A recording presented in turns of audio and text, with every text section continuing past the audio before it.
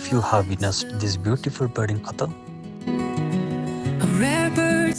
Fortunately, I got an opportunity. I have seen an unprecedented influx of a rare bird in recent weeks, thanks to favorable weather conditions.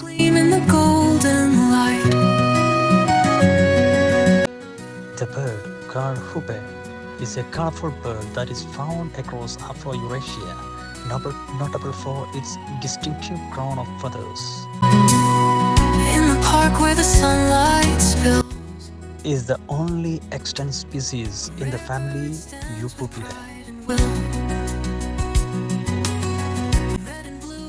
The diet of the hoopoe is mostly composed of insects, other small reptiles and frogs, as well as some plant matter such as seeds and berries are sometimes taken as well.